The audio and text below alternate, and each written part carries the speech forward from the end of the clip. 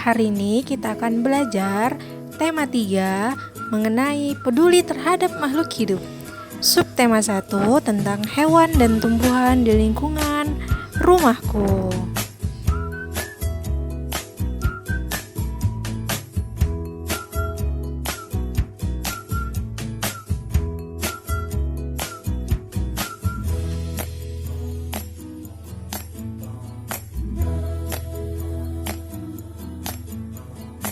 Nah, tujuan pembelajaran kali ini yaitu siswa dapat menjelaskan ciri-ciri khusus yang dimiliki tumbuhan padi dan lingkungan hidupnya.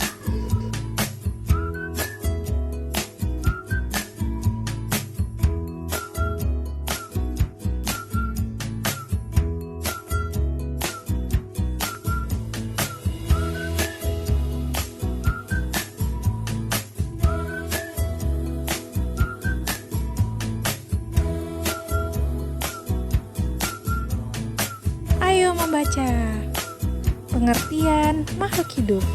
Makhluk hidup adalah suatu organisme yang dapat mempertahankan dirinya dari berbagai perubahan lingkungan dan dapat berkembang biak untuk melestarikan jenisnya.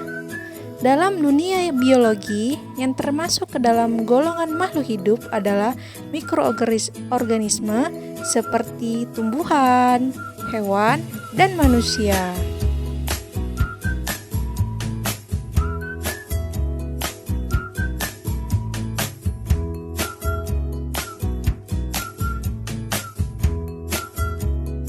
Ayo membaca. Ciri-ciri makhluk hidup. Yang pertama, bernapas. Yang kedua, berkembang biak. Yang ketiga, bergerak. Yang keempat, peka terhadap rangsangan.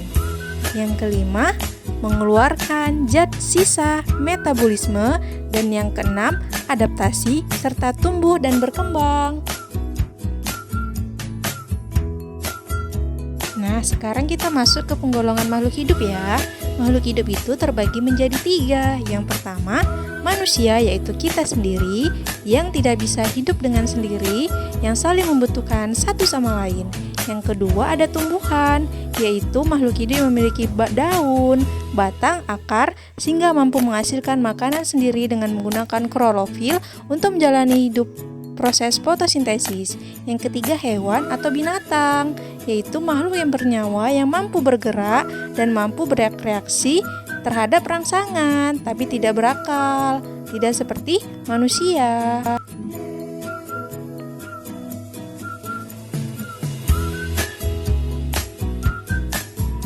Nah, mengapa ya kita harus peduli terhadap makhluk hidup? Ayo, apa? Kita harus peduli terhadap makhluk hidup karena kita ini makhluk hidup yang tidak dapat hidup tanpa ada campur tangan orang lain. Karena makhluk hidup adalah makhluk sosial, jadi kita harus peduli terhadap makhluk hidup yang lain gitu, anak-anak.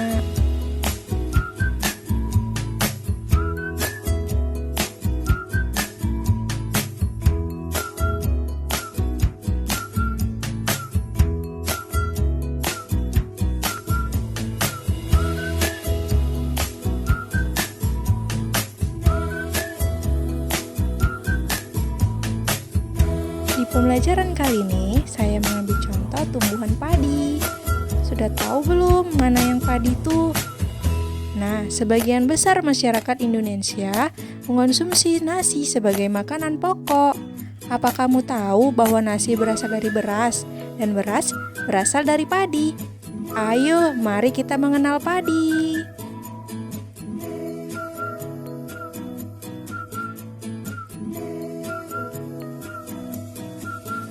Ayo membaca. Padi adalah tanaman yang sangat penting di Indonesia. Padi menghasilkan beras sebagai makanan pokok kita. Banyak penduduk Indonesia yang mengonsumsinya. Padi dapat tumbuh di daerah panas dengan curah hujan yang tinggi. Daerah utama penghasil padi adalah Jawa Barat, Jawa Timur, Jawa Tengah, Sulawesi Selatan, dan Sumatera Utara.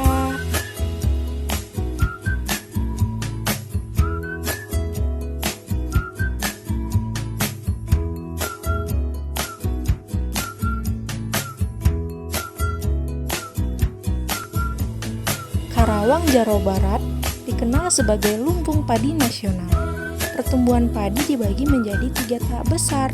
Pertama-tama, benih atau biji padi. Lihat gambar di samping yang ada tangannya. Itu disebut dengan benih atau biji padi. Dimasukkan ke dalam gorni dan direndam 1 malam ke dalam air mengalir. Selanjutnya, benih-benih ini ditanam di lahan sementara. Lalu bibit yang telah dipindahkan tanamkan ke sawah. Lihat padi yang lagi menanam padi.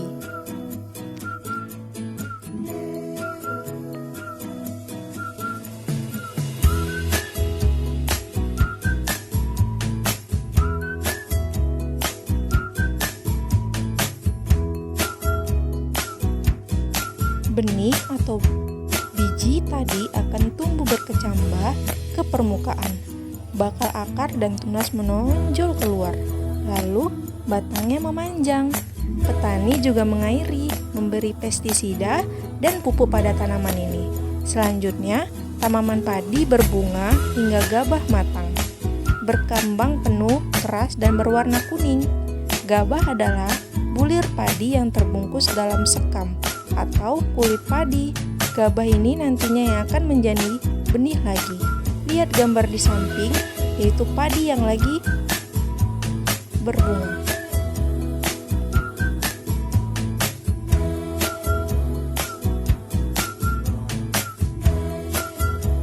Nah, yang perlu kita tahu, tahap pertumbuhan padi berlangsung antara 110 hari hingga 130 hari. Wah, sangat lama ya. Setelah panen padi, gabah ditumbuk dengan lesung atau digiling sehingga sekam kulit padi terlepas dari isinya. Bagian inilah yang berwarna putih, kemerahan, ungu atau bahkan hitam yang disebut beras. Lihat gambar di samping yang menunjukkan tanda panah. Nah, kita tahu padi bertumbuh dari 110 hari hingga 130 hari. Kita harus peduli terhadap padi dari sekarang ya. Terima kasih.